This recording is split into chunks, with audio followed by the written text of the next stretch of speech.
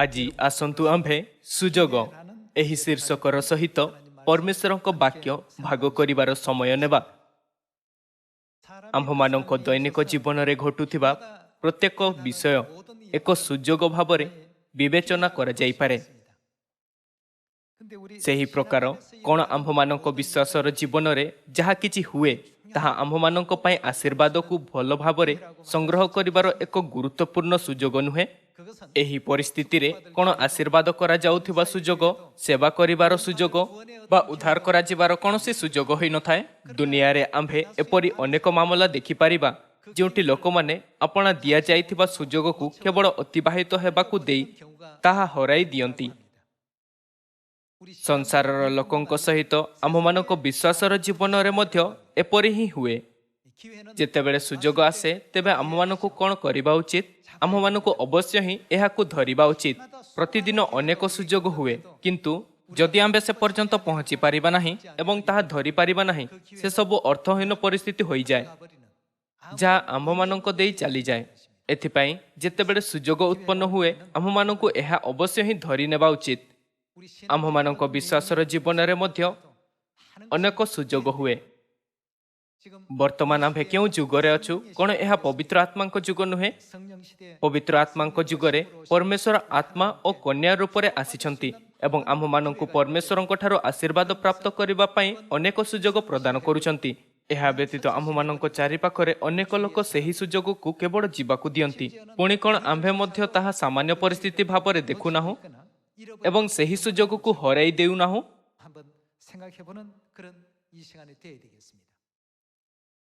2000 ବର୍ଷ ପୂର୍ବେ ଯୀଶୁଙ୍କ ସମୟକୁ ଦେଖିବା, ତେବେ ଅନେକ ଲୋକ ତାଙ୍କ ସହିତ ପ୍ରତ୍ୟେକ ଦିନ ସାକ୍ଷାତ ହୋଇଥିଲେ। ଯଦି ହିଁ ସେମାନେ ଯୀଶୁଙ୍କୁ ଭେଟିଥିଲେ, କିଛି ଲୋକ କେବଳ ଶାରୀରିକ ରୋଗକୁ ଆରୋଗ୍ୟ ପାଇବା ପାଇଁ ଭେଟିଥିଲେ, ଯେତେବେଳେ ଅନ୍ୟ ଲୋକମାନେ ଉଦ୍ଧାରର ସୁଯୋଗକୁ ପାଇବା ପାଇଁ ଭେଟିଥିଲେ ଏବଂ କିଛି ଲୋକମାନେ କେବଳ ତାଙ୍କ ଦ୍ୱାରା କରାଯାଇଥିବା ଚମତ୍କାରକୁ ଦେଖିଲେ। ଯୀଶୁ ପୃଥିବୀରେ ଆସିବାର କାରଣ କ'ଣ କହିଥିଲେ? କିନ୍ତୁ ଯୀଶୁ ଘୋଷଣା କଲେ କି ଯାହା ହଜିଅଛି ତାହା ଖୋଜି ରକ୍ଷା କରିବାକୁ ମୁଁ ଆସିଅଛି। ତଥାପି ତାଙ୍କ ଆଖପାଖର ଅନେକ ଲୋକମାନେ ଉଦ୍ଧାରର ସୁଯୋଗକୁ ହରାଇ ତାଙ୍କ ପାଖରୁ ଚାଲିଗଲେ। ଅନେକ ଲୋକମାନେ ଯୀଶୁଙ୍କୁ ଏହା ଭାବି କେବଳ ଦର୍ଶକଙ୍କ ରୂପରେ ଦେଖିଥିଲେ କି ଆଜି ସେ କେଉଁ ଅଦ୍ଭୁତ କାର୍ଯ୍ୟ କରିବାକୁ ଯାଉଛନ୍ତି। ତେବେ ସେମାନେ 5ଟି ରୋଟି ଏବଂ 2ଟି ମାଛ ଦ୍ୱାରା 5000 ଲୋକଙ୍କୁ ଭୋଜନ କରାଇବାର ଚମତ୍କାର ଦେଖିଥିଲେ ଏବଂ ବଢ଼ିଥିବା ଖଣ୍ଡରେ 12 ଟୋକେଇ ପରିପୂର୍ଣ୍ଣ ହେଲା। ଏହା ଦେଖି ସେମାନେ କହିଲେ, ଆସ ଆମ୍ଭେ ଯୀଶୁଙ୍କୁ ଆପଣା ରାଜା କରିବା। ସେମାନେ କେବଳ ଯୀଶୁଙ୍କୁ ଜଣେ ଶାରୀରିକ ରାଜା ଭାବରେ ଦେଖିଲେ, ଯିଏ ସେମାନଙ୍କର ଶାରୀରିକ ଇଚ୍ଛାକୁ ପୂରଣ କରିପାରିଥାନ୍ତେ। ଆଜି ପବିତ୍ର ବିଶ୍ରାମ ଦିନ, ଯେଉଁଦିନ ପରମେଶ୍ୱର ସମସ୍ତ ମାନବ ଜାତି ଉପରେ ଆପଣା ଆଶୀର୍ବାଦ ପ୍ରଦାନ କରନ୍ତି। ଏହି ଦିନକୁ ଆମ୍ଭେ କ'ଣ ପାଳନ କରିପାରିବା? କ'ଣ ଏହା ଏକ ସୁଯୋଗ ନୁହେଁ? ଯେଉଁ ଲୋକମାନେ ଏହି ସୁଯୋଗର ଆଶୀର୍ବାଦକୁ ଜାଣନ୍ତି ନାହିଁ, ଏହାକୁ ହରାଇ ଦିଅନ୍ତି। କିନ୍ତୁ ସିୟନର ଆମ୍ଭମାନଙ୍କ ପ୍ରେମୀ ପରିବାର, ଯେଉଁମାନେ ଆଜି ଏଠାରେ ଅଛନ୍ତି, ଏହି ସୁଯୋଗକୁ ଧରି ରଖିଛନ୍ତି।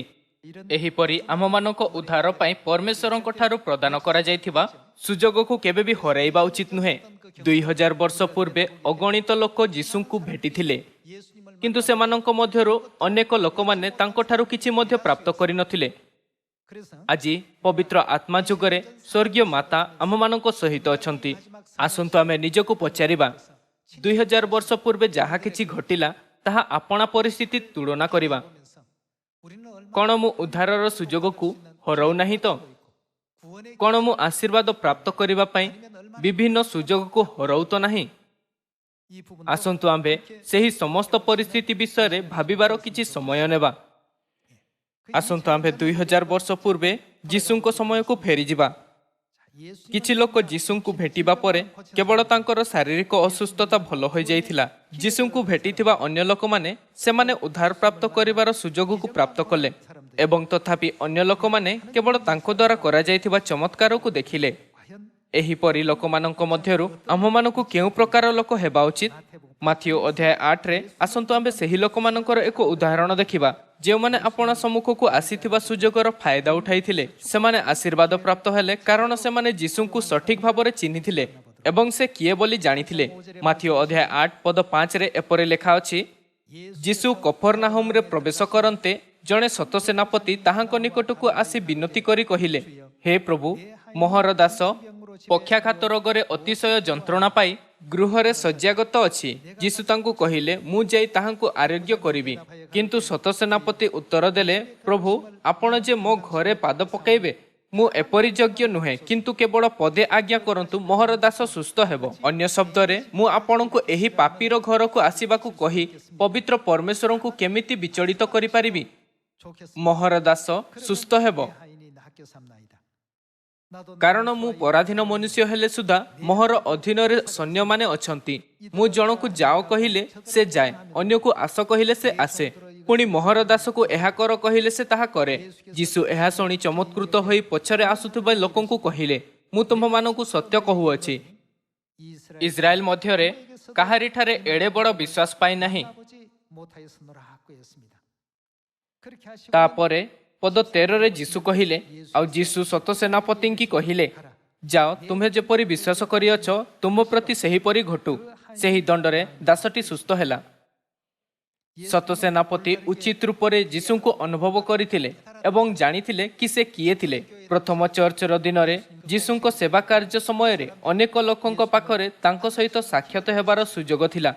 ସେମାନଙ୍କ ପାଇଁ ଯେଉଁମାନେ ଯୀଶୁଙ୍କୁ ଭେଟିଥିଲେ, ଏହା ଏକ ସୁଯୋଗ ଥିଲା ଯାହା ଜୀବନ କାଳରେ କେବଳ ଥରେ ମାତ୍ର ହୋଇପାରିଲା।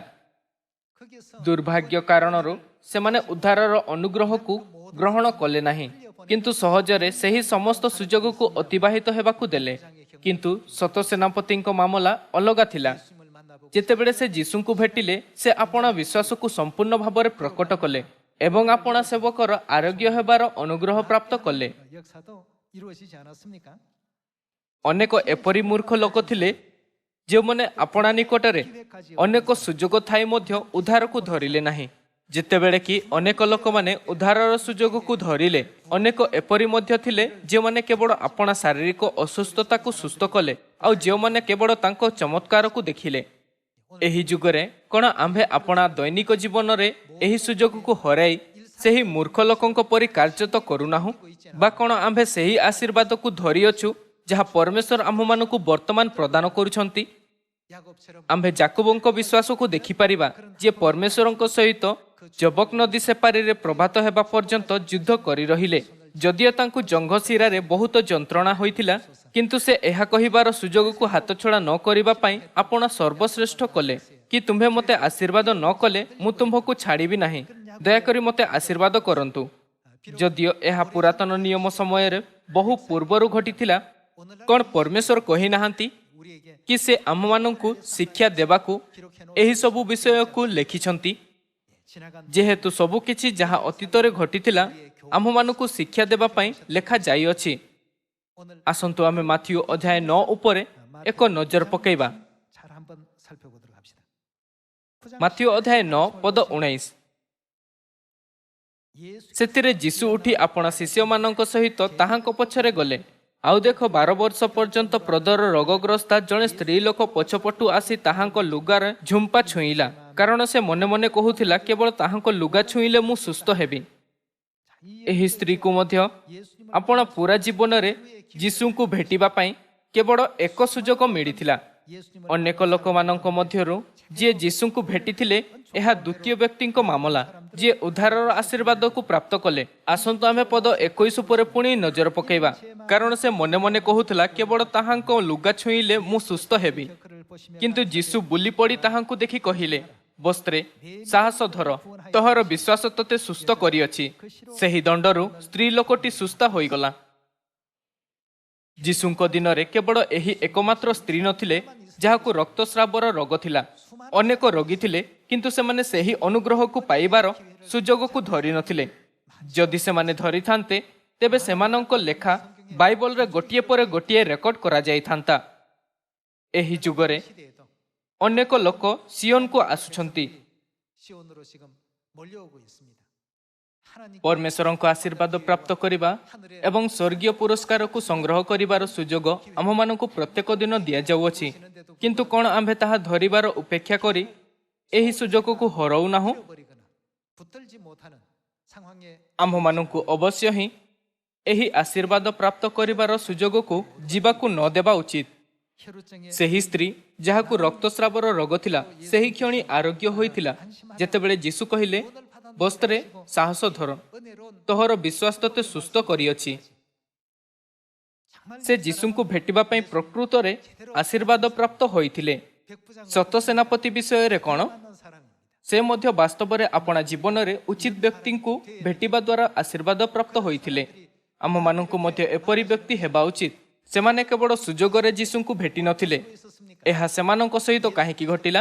ସେମାନଙ୍କ ଭିତରେ କ'ଣ ଥିଲା? ସେହି ସମସ୍ତଙ୍କ ନିକଟରେ ଯୀଶୁଙ୍କ ବିଶ୍ୱାସ ଥିଲା। ଏହି ଯୁଗରେ ଯଦି ଆମ୍ଭମାନଙ୍କ ନିକଟରେ ଆତ୍ମା ଏବଂ କନ୍ୟା ଉପରେ ଉଚିତ ବିଶ୍ୱାସ ରହିବ ନାହିଁ, ଆମ୍ଭେ ଆପଣା ଅସୁସ୍ଥତାକୁ ଠିକ୍ କରିପାରିବା ନାହିଁ। ଯଦିଓ ହିଁ ଆମ୍ଭେ ଖ୍ରୀଷ୍ଟଙ୍କୁ ଭେଟୁ ଏବଂ ତାଙ୍କ ଲୁଗାକୁ ସ୍ପର୍ଶ କରୁ। ପିତାଙ୍କ ଯୁଗରେ ଲୋକମାନଙ୍କୁ ସେହି ଯୁଗର ଉଦ୍ଧାରକର୍ତ୍ତା ସଦାପ୍ରଭୁ ପରମେଶ୍ୱରଙ୍କ ଉପରେ ବିଶ୍ୱାସ ଥିଲା। ପୁତ୍ରଙ୍କ ଯୁଗରେ ସେମାନଙ୍କୁ ଯୀଶୁଙ୍କ ଉପରେ ବିଶ୍ୱାସ ଥିଲା। ତେବେ ପବିତ୍ର ଆତ୍ମାଙ୍କ ଯୁଗରେ କ'ଣ ସେମାନେ ସେହି ଲୋକମାନେ ନୁହନ୍ତି ଯେଉଁମାନେ ଆତ୍ମା ଓ କନ୍ୟା ଉପରେ ଉଚିତ ବିଶ୍ୱାସ ରଖୁଛନ୍ତି ଆଉ ଜାଣିଛନ୍ତି କି ସେମାନଙ୍କୁ ଦିଆଯାଇଥିବା ସୁଯୋଗକୁ କେମିତି ଧରିବାର ଅଛି? ପ୍ରଥମ ଚର୍ଚ୍ଚର ଦିନରେ ଯୀଶୁ ଆପଣା ଶିଷ୍ୟଙ୍କୁ ସୁଯୋଗ ଦେବା ନିମନ୍ତେ ଆହ୍ୱାନ କଲେ। ଆସନ୍ତୁ ଆମେ ମାଥିଉ ଅଧ୍ୟାୟ 4କୁ ଯିବା। ମାଥିଉ ଅଧ୍ୟାୟ 4 ପଦ 17। ସେହି ସମୟଠାରୁ ଯୀଶୁ ଘୋଷଣା କରିବାକୁ ଆରମ୍ଭ କରି କହିବାକୁ ଲାଗିଲେ, ମନ ପରିବର୍ତ୍ତନ କର, କାରଣ ସ୍ୱର୍ଗ ରାଜ୍ୟ ସନ୍ନିକଟ। ସେ ଗାଲିଲି ସମୁଦ୍ର କୂଳରେ ଭ୍ରମଣ କରୁଥିବା ସମୟରେ ସିମୋନ, ଯାହାଙ୍କୁ ପିତର ବୋଲି କହନ୍ତି, ଆଉ ତାଙ୍କ ଭାଇ ଆନ୍ଦ୍ରିୟ, ଏହି ଦୁଇ ଭାଇଙ୍କି ସମୁଦ୍ରରେ ଭଉଁରୀ ଜାଲ ପକାଉଥିବା ଦେଖିଲେ, କାରଣ ସେମାନେ ମତ୍ସ୍ୟଜୀବୀ ଥିଲେ। ଯୀଶୁ ସେମାନଙ୍କୁ କହିଲେ, ମୋହର ଅନୁଗମନ କର, ମୁଁ ତୁମ୍ଭମାନଙ୍କୁ ମନୁଷ୍ୟ ଧରିବା ଶିଖାଇବି। ସେଥିରେ ସେମାନେ ସେହି କ୍ଷଣି ଜାଲ ଛାଡ଼ି ତାହାଙ୍କର ଅନୁଗମନ କଲେ। ପୁଣି ଯୀଶୁ ସେଠାରୁ ଆଗକୁ ଯାଇ ଜିବୋଦୀଙ୍କ ପୁତ୍ର ଯାକୁବ ଓ ତାଙ୍କ ଭାଇ ଯୋହନ ନାମକ ଆଉ ଦୁଇ ଭାଇଙ୍କି ସେମାନଙ୍କ ପିତା ଜେବୋଦୀଙ୍କ ସହିତ ନୌକାରେ ଜାଲ ସଜାଡୁଥିବା ଦେଖି ସେମାନଙ୍କୁ ଡାକିଲେ। ସେଥିରେ ସେମାନେ ସେହି କ୍ଷଣି ନୌକା ଓ ସେମାନଙ୍କର ପିତାଙ୍କୁ ଛାଡ଼ି ତାହାଙ୍କର ଅନୁଗମନ କଲେ। ପରେ ଯୀଶୁ ସେମାନଙ୍କ ସମାଜ ଗୃହ ସମୂହରେ ଶିକ୍ଷା ଦେଇ ରାଜ୍ୟର ସୁସମାଚାର ଘୋଷଣା କରି ସମୁଦାୟ ଗାଲିଲିରେ ଭ୍ରମଣ କରିବାକୁ ଲାଗିଲେ। ପିତର, ଯୋହନ ଏବଂ ଯାକୁବଙ୍କୁ କ'ଣ ହୋଇଥିଲା? ଯୀଶୁ ସେମାନଙ୍କୁ ସ୍ୱର୍ଗ ରାଜ୍ୟର ମହାନ ମିଶନରେ ଏହା କହି ସାମିଲ ହେବାର ସୁଯୋଗ ଦେଲେ କି ମୋହର ଅନୁଗମନ କର। ସେମାନେ ଏହା କହି ସୁଯୋଗକୁ ହରାଇଲେ ନାହିଁ କି ମୁଁ ଅନେକ କାମରେ ବ୍ୟସ୍ତ ଅଛି, ଏଥିପାଇଁ ମୁଁ ଆପଣଙ୍କର ପାଳନ କରିପାରିବି ନାହିଁ। ଯେତେବେଳେ ସୁଯୋଗ ଆସିଲା, ସେମାନେ ସମସ୍ତେ ତାହା ଧରିଲେ। ଯଦି ପ୍ରେରିତ ପିତର ଯୀଶୁଙ୍କ ଅନୁରୋଧକୁ ତୁରନ୍ତ ଉତ୍ତର ଦେଇନଥାନ୍ତେ ଏବଂ ତାଙ୍କର ପାଳନ କରିନଥାନ୍ତେ, ତେବେ କ'ଣ ଆଜି ପିତରଙ୍କ ନାମ ଅନେକ ଲୋକଙ୍କ ଦ୍ୱାରା ସ୍ମରଣ କରାଯାଇଥାନ୍ତା? କ'ଣ ଲୋକମାନଙ୍କୁ ଯୋହନଙ୍କ ନାମ ମନେ ପଡ଼ିଥାନ୍ତା? କ'ଣ ଲୋକମାନଙ୍କୁ ଯାକୁବଙ୍କ ନାମ ମନେ ପଡ଼ିଥାନ୍ତା? ଏହି ପ୍ରେରିତମାନେ ପୃଥିବୀରେ ରହିବା ସମୟରେ ନା ତ କେବଳ ଉଦ୍ଧାରର ଅନୁଗ୍ରହକୁ ପ୍ରାପ୍ତ କଲେ, କିନ୍ତୁ ବାସ୍ତବରେ ଆଶୀର୍ବାଦ ପ୍ରାପ୍ତ ହେବା ପାଇଁ ପରମେଶ୍ୱରଙ୍କ କାର୍ଯ୍ୟକୁ କରିବାର ସର୍ବୋତ୍ତମ ସୁଯୋଗ ଧରି ରଖିଲେ। କ'ଣ ପରମେଶ୍ୱର ଏପରି ଅନୁଗ୍ରହକୁ କେବଳ ପିତର, ଯୋହନ ଓ ଯାକୁବଙ୍କୁ ହିଁ ପ୍ରଦାନ କରିଛନ୍ତି ଆଉ ଆମ୍ଭମାନଙ୍କୁ ଏହା ପ୍ରଦାନ କରିନାହାନ୍ତି? ପରମେଶ୍ୱର ସିୟନର ସନ୍ତାନଙ୍କୁ ଆରମ୍ଭରୁ ହିଁ ସୁଯୋଗ ପ୍ରଦାନ କରିଛନ୍ତି। ଆସନ୍ତୁ ଆମେ ମାଥିଉ ଅଧ୍ୟାୟ 28କୁ ଯିବା। ପଦ 18। ପୁଣି ଯୀଶୁ ସେମାନଙ୍କ ନିକଟକୁ ଆସି ଆଳାପ କରି କହିଲେ, ସ୍ୱର୍ଗ ଓ ପୃଥିବୀର ସମସ୍ତ ଅଧିକାର ମୋତେ ପ୍ରଦତ୍ତ ହୋଇଅଛି। ଅତଏବ ତୁମେମାନେ ଯାଇ ସମସ୍ତ ଜାତିର ଲୋକଙ୍କୁ ପିତା, ପୁତ୍ର ଓ ପବିତ୍ର ଆତ୍ମାଙ୍କ ନାମରେ ବାପ୍ତିସ୍ମ ଦେଇ ମୁଁ ତୁମମାନଙ୍କୁ ଯେଉଁ ଯେଉଁ ଆଜ୍ଞା ଦେଇଅଛି ସେହି ସବୁ ପାଳନ କରିବାକୁ ଶିକ୍ଷା ଦେଇ। ଯେତେବେଳେ ପିତରଙ୍କୁ ଡକାଗଲା, ପରମେଶ୍ୱର କହିଲେ, ମୋହର ଅନୁଗମନ କର, ମୁଁ ତୁମମାନଙ୍କୁ ମନୁଷ୍ୟ ଧରିବା ଶିଖାଇବି। ଯେତେବେଳେ ଆନ୍ଦ୍ରିୟଙ୍କୁ ଡକାଗଲା, ପରମେଶ୍ୱର କହିଲେ, ମୋର ଅନୁଗମନ କର, ମୁଁ ତୁମମାନଙ୍କୁ ମନୁଷ୍ୟ ଧରିବା ଶିଖାଇବି। ଯେତେବେଳେ ଯୋହନକୁ ଡକାଗଲା, ପରମେଶ୍ୱର କହିଲେ, ମୋହର ଅନୁଗମନ କର, ମୁଁ ତୁମମାନଙ୍କୁ ମନୁଷ୍ୟ ଧରିବା ଶିଖାଇବି। ଯେତେବେଳେ ଯାକୁବଙ୍କୁ ଡକାଗଲା, ପରମେଶ୍ୱର କହିଲେ, ମୋହର ଅନୁଗମନ କର, ମୁଁ ତୁମମାନଙ୍କୁ ମନୁଷ୍ୟ ଧରିବା ଶିଖାଇବି। ଯେତେବେଳେ ଆଜି ଆମ୍ଭମାନଙ୍କୁ ଡକାଯାଇଛି, ପରମେଶ୍ୱର କହିଲେ, ମୋହର ଅନୁଗମନ କର, ମୁଁ ତୁମମାନଙ୍କୁ ପୃଥିବୀର ପ୍ରାନ୍ତରୁ ସମୀରଣ ପର୍ଯ୍ୟନ୍ତ ସମସ୍ତ ଦେଶର ଲୋକମାନଙ୍କୁ ଶିଷ୍ୟ କରିବାର କ୍ଷମତା ପ୍ରଦାନ କରିବି। ସେ ଆମ୍ଭମାନଙ୍କୁ ମିଶନକୁ ପୂରା କରିବାର କ୍ଷମତା ପ୍ରଦାନ କରିବାର ପ୍ରତିଜ୍ଞା କରିଛନ୍ତି, କାରଣ ତାହାଙ୍କ ପାଖରେ ସ୍ୱର୍ଗ ଓ ପୃଥିବୀର ସମସ୍ତ ଅଧିକାର ଅଛି। ଆଜି ଆମ୍ଭେ ଯେଉଁମାନେ ପବିତ୍ର ଆତ୍ମାଙ୍କ ଯୁଗରେ ଜୀବନଯାପନ କରୁଅଛୁ, ତେବେ କେହି ପ୍ରେରିତ ପିତର ଓ ପାଉଲଙ୍କୁ ଈର୍ଷା କରିପାରିବେ? ଯଦି ମୁଁ ଯୀଶୁଙ୍କ ଦିନରେ ରହିଥାନ୍ତି ଆଉ ତାହାଙ୍କ ଶିଷ୍ୟ ହୋଇଥାନ୍ତି, ତେବେ ମୁଁ କେତେ ଆଶୀର୍ବାଦ ପ୍ରାପ୍ତ କରିଥାନ୍ତି। ଯଦି ମୁଁ ଯୀଶୁଙ୍କ ଠାରୁ ସିଧା ବାକ୍ୟ ଶୁଣିପାରନ୍ତି ଯେତେବେଳେ ସେ ସେମାନଙ୍କୁ ଶିକ୍ଷା ଦେଉଥିଲେ, ତେବେ ମୁଁ କେତେ ଆଶୀର୍ବାଦ ପ୍ରାପ୍ତ କରନ୍ତି। କିନ୍ତୁ ଯଦି ଯୀଶୁ ଏହି ଯୁଗରେ ଆସି ପ୍ରଚାର କରନ୍ତି, ଯଦି ଲୋକମାନେ ତାଙ୍କ ବାକ୍ୟକୁ ଅନୁଭବ କରନ୍ତି ନାହିଁ, ତେବେ ସେମାନେ ଗମ୍ଭୀର ଭୁଲ କରିବେ। ଯଦିଓ ସେମାନେ ତାଙ୍କ ବାକ୍ୟକୁ ଶୁଣନ୍ତି, ସେମାନେ ସୁଯୋଗ ହରାଇ ଦେବେ, ଯେପରି ଯେହୁଦୀମାନେ, ଫାରସୀମାନେ ଓ ଶାସ୍ତ୍ରୀମାନେ 2000 ବର୍ଷ ପୂର୍ବେ କରିଥିଲେ। କ'ଣ ଯୀଶୁ ବର୍ତ୍ତମାନ ଆମ୍ଭମାନଙ୍କୁ ସେହି ଶବ୍ଦ ସହିତ ଡାକୁନାହାନ୍ତି ଯେପରି ସେ 2000 ବର୍ଷ ପୂର୍ବେ ପିତରଙ୍କୁ ଡାକୁଥିଲେ? ତେବେ ସିୟନର ସମସ୍ତ ସନ୍ତାନକୁ ଆମିନ୍ କହି ଉତ୍ତର ଦେବା ନିମନ୍ତେ ଏକମନ ହେବା ଉଚିତ, ଆଉ ଏହି ସୁଯୋଗକୁ ହରାଇବା ଉଚିତ ନୁହେଁ। କ'ଣ ପରମେଶ୍ୱର ଆମ୍ଭମାନଙ୍କୁ ସ୍ୱର୍ଗରେ ମହାନ ଆଶୀର୍ବାଦ ପ୍ରାପ୍ତ କରିବା ପାଇଁ ସୁଯୋଗର ଝରକା ଖୋଲି ନାହାନ୍ତି? ଲୁକ ଅଧ୍ୟାୟ 19 ଓ ମାଥିଉ ଅଧ୍ୟାୟ 25ରେ ଏପରି ଲେଖା ଅଛି, ପ୍ରଭୁ, ମୁଁ ଆଉ 10ଟି ମୋହର ଲାଭ କରିଅଛି। ପୁଣି ପ୍ରଭୁ, ମୁଁ ଆଉ 10ଟି ତୋଳା ଲାଭ କରିଅଛି। ଏହି ଆଶୀର୍ବାଦ ଆଜି ସିୟନରେ ଦିଆଯାଉଅଛି।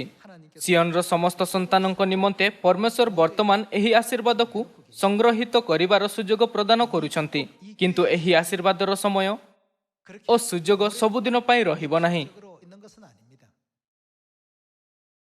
ଗୋଟିଏ ଦିନ ସ୍ୱର୍ଗର ଦ୍ୱାର ବନ୍ଦ କରି ଦିଆଯିବ। ସେ ପର୍ଯ୍ୟନ୍ତ ଯେକୌଣସି ବ୍ୟକ୍ତିଙ୍କ ପ୍ରବେଶ କରିବା ନିମନ୍ତେ ଖୋଲିଛନ୍ତି। ଆମ୍ଭମାନଙ୍କୁ ଏହା ଚିନ୍ତା କରିବା ଉଚିତ ନୁହେଁ, ଯେହେତୁ ଏହା ଗତକାଲି ଖୋଲା ଥିଲା, ଏଥିପାଇଁ ଏହା ଆଜି ମଧ୍ୟ ଖୋଲା ରହିବ। ଗୋଟିଏ ବର୍ଷ ପରେ ମଧ୍ୟ ଏହା ଏବେ ମଧ୍ୟ ଖୋଲା ରହିବ। ଏ ପ୍ରକାର ଚିନ୍ତା କରିବା ଅତ୍ୟନ୍ତ ଭୁଲ। ଯଦି ଆପଣଙ୍କୁ ଲାଗୁଅଛି କି ପରମେଶ୍ୱର ଆଜି ଡାକୁଛନ୍ତି, ତେବେ ଆପଣଙ୍କୁ ଏହି ସୁଯୋଗକୁ ସେହି କ୍ଷଣି ଧରି ନେବା ଉଚିତ। ଆଖପାଖରେ ଦେଖନ୍ତୁ, ପରମେଶ୍ୱର ଆମ୍ଭମାନଙ୍କ ନିମନ୍ତେ ଆଶୀର୍ବାଦକୁ ପ୍ରାପ୍ତ କରିବା ପାଇଁ ଅନେକ ସୁଯୋଗ ପ୍ରସ୍ତୁତ କରିଛନ୍ତି। ଭାଇ ଓ ଭଉଣୀମାନେ, କ'ଣ ଆପଣଙ୍କୁ ଏପରି ଲାଗୁନାହିଁ? କୌଣସି ବ୍ୟକ୍ତିକୁ ପାଖରୁ ଅତିକ୍ରମ କରୁଥିବାର ଦେଖି ଆପଣ ଚିନ୍ତା କରିପାରନ୍ତି, କ'ଣ ଏହି ବ୍ୟକ୍ତି ସୁସମାଚାର ଶୁଣିବ? ସୁଯୋଗକୁ ଆପଣଙ୍କ ଠାରୁ କେବଳ ଅତିକ୍ରମ ହେବାକୁ ଦିଅନ୍ତୁ ନାହିଁ। ସେହି ବ୍ୟକ୍ତି ମାଧ୍ୟମରେ ପରମେଶ୍ୱର ଆପଣା ଅନୁଗ୍ରହ ପ୍ରାପ୍ତ କରିବା ପାଇଁ ଅଧିକ ସୁଯୋଗ ହରାଇ ପାରନ୍ତି, ହଁ ନା? ଆମ୍ଭମାନଙ୍କ ପରିବାର ଯାହା ଆମ୍ଭମାନଙ୍କ ସହିତ ଅଛି, ଆମ୍ଭମାନଙ୍କ ନିକଟତର ମିତ୍ର, ଆମ୍ଭମାନଙ୍କ ପରିଚିତ, ଆମ୍ଭମାନଙ୍କ ପଡ଼ୋଶୀ,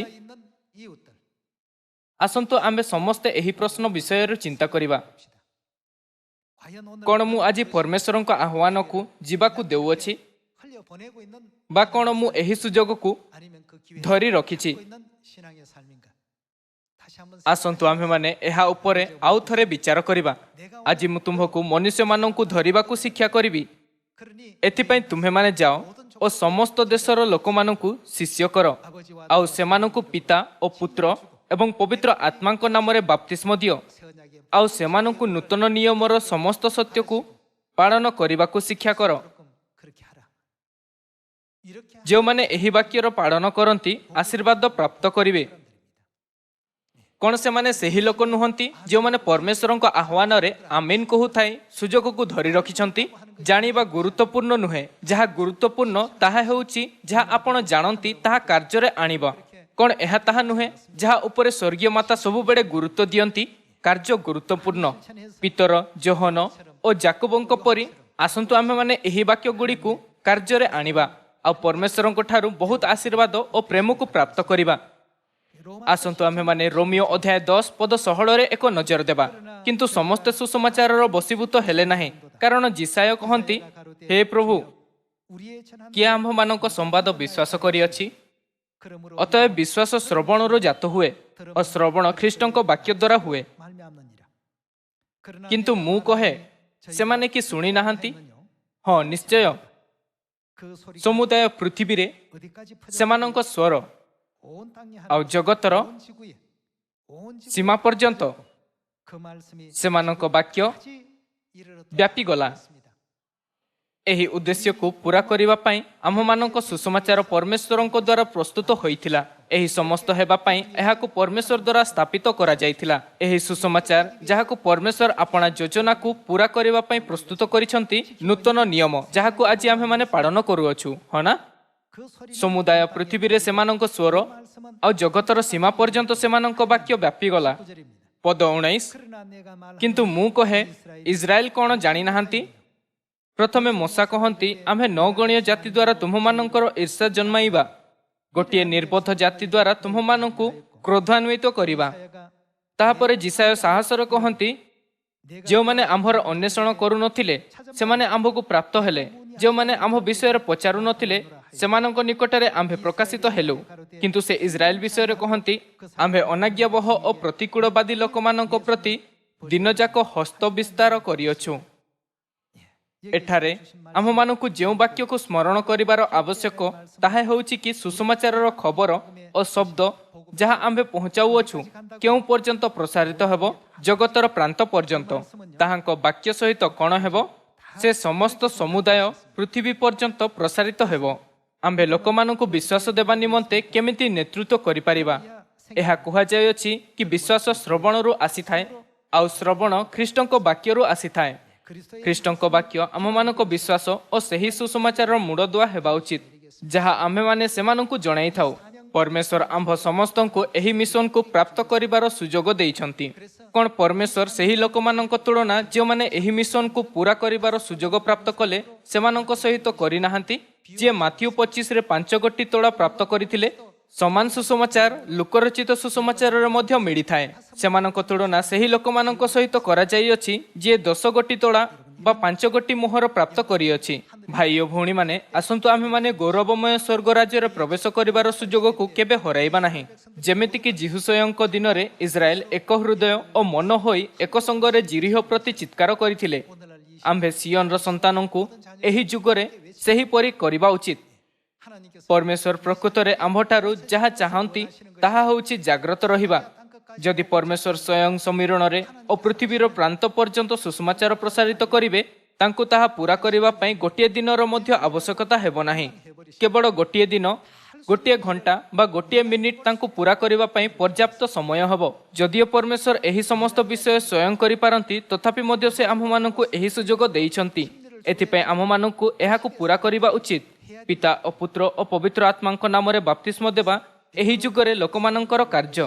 ଏଥିପାଇଁ ଯେତେବେଳେ ପରମେଶ୍ୱର ଏହି ମିଶନ ପାଇଁ ପିତର, ଆନ୍ଦ୍ରିୟ, ଜୋହନ ଓ ଜାକୁବଙ୍କୁ ମନୋନୀତ କଲେ, ସେ ସେମାନଙ୍କୁ କହିଲେ, କ'ଣ ତୁମେମାନେ ସୁସମାଚାର ପ୍ରଚାରର ମିଶନକୁ ପୂରା କରିବ? ସେମାନେ ତୁରନ୍ତ ବିନା ଦ୍ୱିଧାରେ ତାହାଙ୍କ ଅନୁସରଣ କଲେ। ମୁଁ ଆପଣଙ୍କ ଅନୁସରଣ କରିବି। ସେମାନେ ନିଜ ବିଶ୍ୱାସକୁ କାର୍ଯ୍ୟ ଦ୍ୱାରା ଦେଖାଇଲେ। ଯେପରିକି ମାଥିଉ ଅଧ୍ୟାୟ 28ରେ ଲେଖାଯାଇଅଛି, ଆମେମାନେ ସମୀରଣ ଓ ପୃଥିବୀର ପ୍ରାନ୍ତ ପର୍ଯ୍ୟନ୍ତ ଏହି ସୁସମାଚାରକୁ ପହଞ୍ଚାଇବା ପାଇଁ ଓ ସେମାନଙ୍କୁ ସବୁ ଆଜ୍ଞା ଯାହା ସେ ଆମ୍ଭମାନଙ୍କୁ ପ୍ରଦାନ କରିଛନ୍ତି ଶିକ୍ଷା କରିବାକୁ କୁହାଯାଇଅଛି। ଏହା ସେହି ବାକ୍ୟ ଯାହା ଆଜି ଆମ୍ଭମାନଙ୍କୁ ପ୍ରଦାନ କରାଯାଇଅଛି। ପ୍ରେରିତମାନେ କଠିନ ପରିଶ୍ରମରେ ପ୍ରଚାର କଲେ। ପ୍ରେରିତ ପାଉଲ ମଧ୍ୟ ଏହି ଯୁଗରେ ଉଦ୍ଧାରକର୍ତ୍ତାଙ୍କ ବିଷୟରେ ସାକ୍ଷ୍ୟ ଦେବାର ଆପଣା ମିଶନକୁ ପୂରା କରିବା ପାଇଁ ଉତ୍କୃଷ୍ଟ ଚେଷ୍ଟା କରିଥିଲେ। ଆଜି ଏହି ଯୁଗରେ ଆମ୍ଭମାନଙ୍କୁ ଦିଆଯାଇଥିବା ସୁଯୋଗକୁ ହରାଇବା ଉଚିତ ନୁହେଁ। ଯଦି ଆମ୍ଭେମାନେ ଏହାକୁ ହରାଉ, ତେବେ ପୂର୍ବ ଯୁଗରେ ବିଶ୍ୱାସୀମାନଙ୍କ ଦ୍ୱାରା କରାଯାଇଥିବା ସମସ୍ତ ଚେଷ୍ଟା ନିରର୍ଥକ ହୋଇଯିବ। ଏଥିପାଇଁ ଆମ୍ଭମାନଙ୍କୁ ଆପଣା ସର୍ବୋତ୍ତମ କରିବା ଉଚିତ। 400 ମିଟର ରିଲେ ଧାବକ ମଧ୍ୟରୁ କ'ଣ ଏହା ଶେଷ ଧାବକ ନୁହେଁ ଯେ ଏହା ନିର୍ଦ୍ଧାରିତ କରିଥାଏ କି ସେମାନେ କେଉଁ ସ୍ଥାନରେ ସମାପ୍ତ କରନ୍ତି? ଯଦିଓ ସମସ୍ତ ଧାବକ ପ୍ରଥମ ସ୍ଥାନରେ ଦୌଡ଼ନ୍ତି, ପୁଣି ଯଦି ଶେଷ ଧାବକ ପଛରେ ରହିଯାଏ, ତେବେ ପୁରା ଟିମ୍ ଶେଷ ସ୍ଥାନରେ ଆସିଯାଏ। ପରମେଶ୍ୱର ଏହି ସୁସମାଚାରକୁ ଗଠନ କଲେ, ଯାହା ଫଳରେ ପ୍ରଥମ ଚର୍ଚ୍ଚର ବିଶ୍ୱାସୀମାନଙ୍କ ଦ୍ୱାରା ଯାହା ପ୍ରସ୍ତୁତ କରାଯାଇଥିଲା ତାହା କେବଳ ଆମ୍ଭମାନଙ୍କ ମାଧ୍ୟମରେ ହିଁ ପୂରା ହୋଇପାରିବ। ଏଥିପାଇଁ ଆମ୍ଭମାନଙ୍କୁ ଯେଉଁମାନେ ଏହି ଯୁଗରେ ବଞ୍ଚୁଅଛନ୍ତି ଅବଶ୍ୟ ହିଁ ଉତ୍ସାହୀ ଭାବବାଦୀ ହେବା ଉଚିତ। ଆମ୍ଭମାନଙ୍କୁ ଦିଆଯାଇଥିବା ସୁଯୋଗକୁ କେବେ ହରାଇବା ଉଚିତ ନୁହେଁ। ସ୍ୱର୍ଗୀୟ ପିତା ସ୍ୱୟଂ ଏହି ପୃଥିବୀକୁ ଆସିଲେ ଏବଂ ସ୍ୱର୍ଗୀୟ ମାତା ସ୍ୱୟଂ ଆମ୍ଭମାନଙ୍କ ସଙ୍ଗରେ ଅଛନ୍ତି, ଯାହା ଫଳରେ ଆମ୍ଭେମାନେ ଅନୁଗ୍ରହ, ଉଦ୍ଧାର ଓ ଆଶୀର୍ବାଦକୁ ପ୍ରାପ୍ତ କରିବାର ସୁଯୋଗକୁ ପ୍ରାପ୍ତ କରିପାରିବା। आम्भेमाने केबे चिंता करिबा उचित नुहे एही सुजोग केवल एक लेखा जाइथिबा शब्द आउ एहा मोर दैनिक जीवन सहित कौनसी संपर्क नाही। जेमिति परमेश्वर पितरंकु डाकिले परमेश्वर आम्भमानंकु मध्य डाकिछंती। एथिपाई जेतेबेले परमेश्वर कहंती मु तुमकु मनुष्य धरिबार सिखाइबी, आसंतु आम्भेमाने आमीन कहूथाई ताहांको पालन करिबा। आसंतु आम्भेमाने साहसपूर्वक पिता और मातांको महिमा समीरणरे और पृथ्वीर प्रांत पर्यंत साक्ष्य देबा।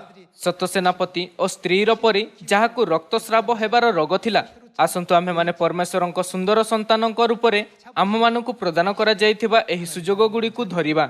मु आजिर उपदेश समाप्त करने चाहिए। आपनको बहुत बहुत धन्यवाद।